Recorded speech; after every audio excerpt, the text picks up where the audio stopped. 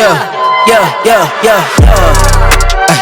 in, yeah. What's going on, guys? Welcome back to the channel and welcome to some new settings. As I said in the preview for the Newcastle game, we are in Project Barber in Clapham. This will be the home of the Beneventi channel for the World Cup. Obviously, you're going to have daily content during the tournament. It's going to be a lot of fun, and we're obviously going to have lots more as well coming on. But as I said, the World Cup is very fast approaching, but we're not going to talk about that first today because there's been some mad news come out of Manchester United over the past 24 hours, and I kind of wanted to talk about it.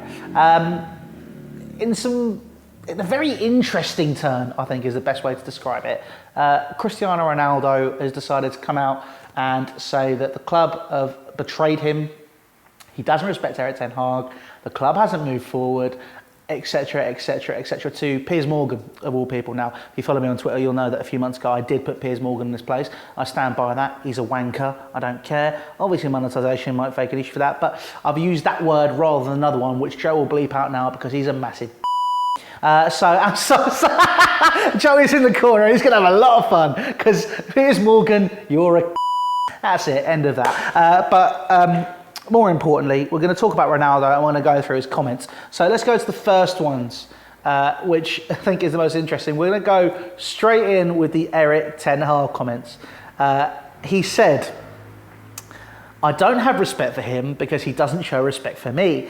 If you don't have respect for me, I'm never going to have respect for you. Ronaldo's throwing his toys out the pram because he's not playing regularly. Now, let's address that comment first.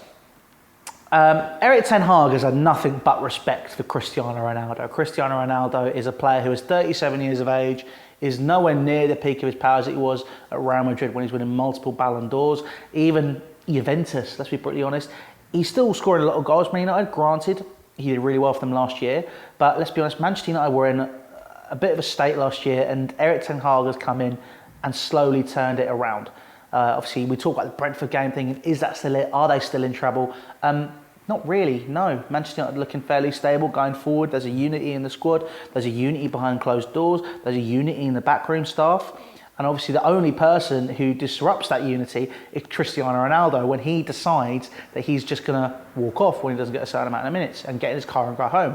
He's going to throw his toys at the pram and have a go at people. He's not going to deal and play how Erik Ten Hag wants him to. Football is a squad game. And granted, Ronaldo is one of the greatest players to ever grace the pitch. We've been very, very lucky. Me, as my generation especially, we've been very fortunate growing up. We've been able to see Ronaldo versus Messi, two fantastic players and the two arguably greatest players of all time. There's an element of professionalism here, and Ronaldo's supposed to pride himself on that. Turning around and saying he doesn't respect the manager because he doesn't respect him because he doesn't play as many games as he wants to, I'm sorry, but that's embarrassing. That's embarrassing. And the fact that he's saying that, also the timing, I know it's a bit of a tangent, but the timing of that is ridiculous. Phone's going to Cristiano Ronaldo. The timing of that is ridiculous. And the fact remains, Cristiano Ronaldo, he needs to figure out where he's going in the world. I mean, if we look at more of the comments as well right now, it's not Ronaldo, it's Chins. If you know him from Adidas, he's a great guy. So if we have a look at the next comments, Manchester United tried to force me out. Not only the manager, but also the other guys who are around the club. I felt betrayed. I feel that some people didn't want me at Manchester United, not only this year, but last year too. Right, let's address this. As I've said, Cristiano Ronaldo is one of the greatest players to have played the game. I don't think many people did want him at Manchester United. I think the only reason, realistically, that they re-signed him is to stop City from doing it. Now, let's be honest, if he was in a City shirt, looking at what Haaland's done, Haaland's young, his movement off the ball is fantastic. If you spend some time just watching him, he's a beast. But even then, City don't really need that. They could have a poacher. They could have Cristiano Ronaldo, who would have fitted in perfectly at Manchester City. And let's be honest, I think that's a big reason they re-signed him. Now, when they say people didn't want him last year, as many goals as he scored and as important as he was to Manchester United, he did hinder the way they played a lot. Everything had to go through Ronaldo. It's Cristiano Ronaldo. Everything had to be done his way. And you've seen this year that when there's a squad harmony and I think the Liverpool game, and amongst others for me, I watched the Liverpool game last. The way they played their football, the unity within the squad, it was absolutely unbelievable. The way they were moving, everything was there. You know, it was a symphony of football, and the way that they play without him is so much better. Manchester United look a better side without Cristiano Ronaldo starting. Again, 37 years of age. He ain't a young man anymore. And I know I can say that's rich considering we've got Thiago Silva, who's 38, playing centre-back. He is not a young man anymore. Cristiano Ronaldo needs to realise this. And when he's saying people don't want him at the club and he feels betrayed, my God, grow up. Grow up, man. It's pathetic. Everything that he's arguing, every way he's saying this, is shocking. I mean, saying you feel betrayed and no one really wanted you at the club, if you're saying that, then why the hell did you go? Why did you go there? You had other options on the table. It doesn't make any sense, and it's a real lack of professionalism for someone who prides themselves on that. He's talking about not only the manager didn't want me, but I felt other guys around the club. Why? What's the point, man? It makes no sense. I mean, let's see if we can find any more here, just while we're looking. Nothing changed since I left. The pool, the jacuzzi, even the gym, even the technology, even the chefs who I appreciate, lovely people. I thought I'd see new technology and infrastructure. I saw these things when I was 20. He sounds like a moody ex. he sounds like, right, people that I used to know who will do anything they can to try and make you look bad. Even if it's not true, even if it's weird shit. If you're sitting there going, it's not changed since I was 20. The chefs haven't changed. Fucking what?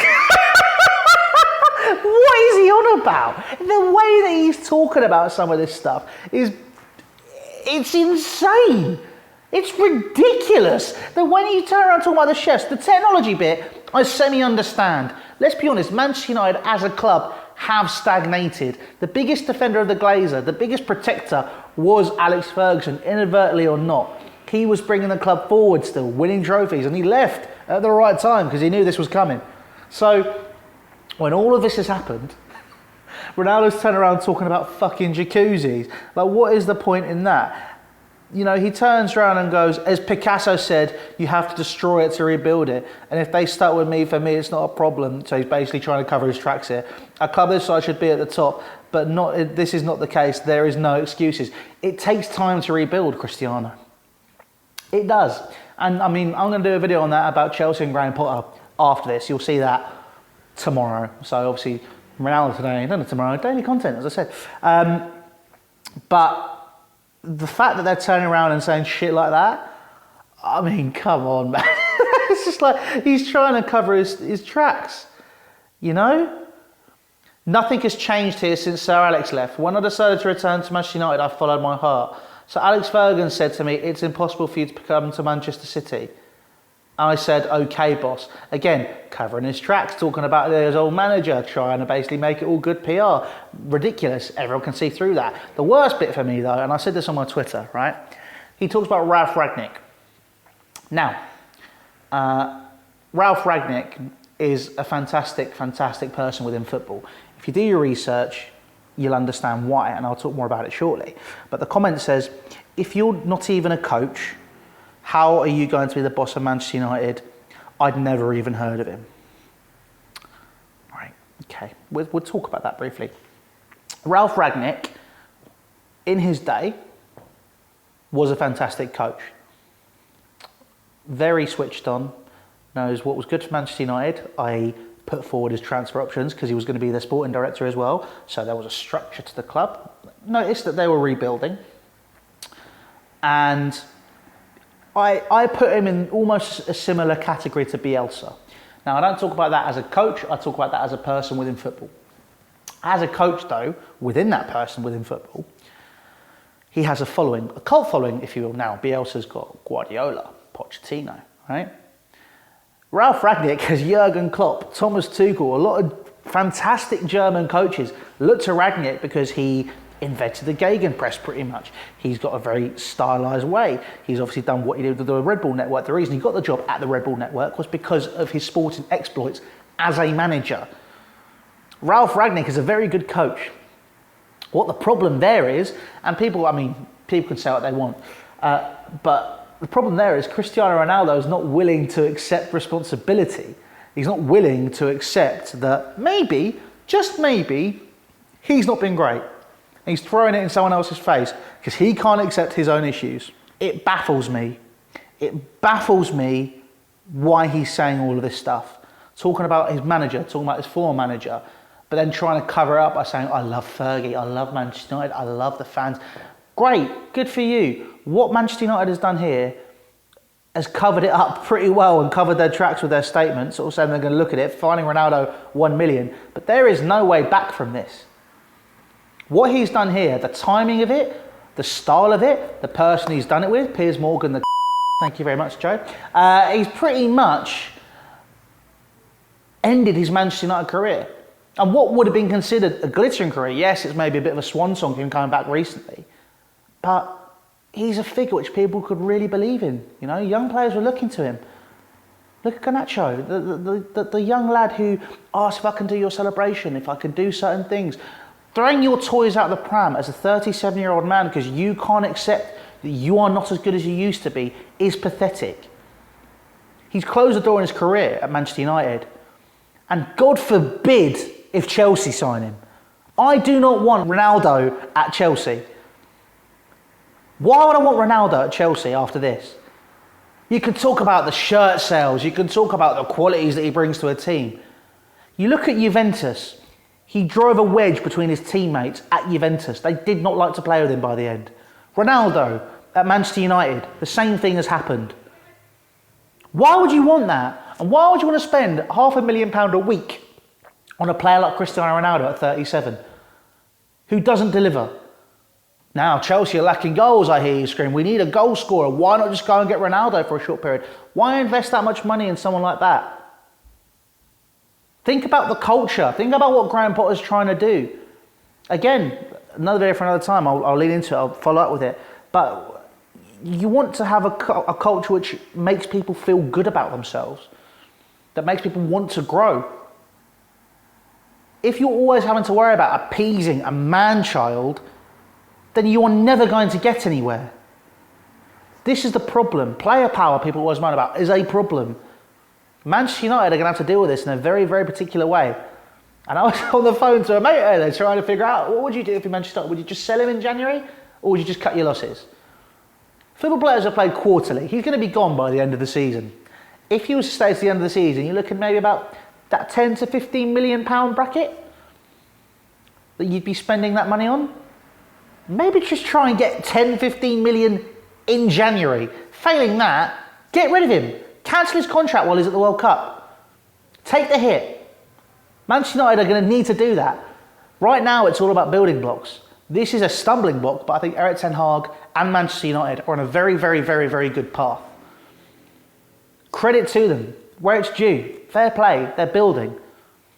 And it's something which we should be doing, which we'll be talking about tomorrow. I know I keep going back to it. But that's it. But Ronaldo's comments, embarrassing. You can't do that. It's man-child behaviour from someone who claims to be one of the greatest players of all time, who thinks they're one of the greatest players of all time, who I think a lot of people still think is the greatest player of all time, or arguably. This taints it. This isn't, a maverick. This isn't like Maradona, who was just insane. People can still look at him and go, I appreciate, he was great. And we'll look back at Ronaldo and say, was he a fantastic player? But I look at professionals. Messi, although he quietly did it sometimes, is still someone who has remained professional, who showcases magnificent ability. And people can argue different cases, Ronaldo is the pro, he delivered it by working hard and getting to where he is. Messi, natural talent, still at the top, but he's got that more natural gift. The pro side of Ronaldo, that argument's completely gone now, because he is not professional in the slightest. That's how I feel anyway. It's embarrassing, it's shocking. I feel sorry for Manchester United fans. I actually feel a bit sorry for Manchester United because I'm looking at this as a football fan. I ain't looking at this as a Chelsea fan. It's a fantastic project that Manchester United have. And this ain't good. But we'll keep tabs on it as the weeks go by. As I said, daily content coming on the Beneventi channel from this barbershop, from wherever I'm going to be as well. I might be from home, I might be out, whatever it is. You're going to get daily content from me here on this channel. If you have enjoyed this video, let me know your thoughts down in the comment section below. I really want to know what you think about Cristiano Ronaldo.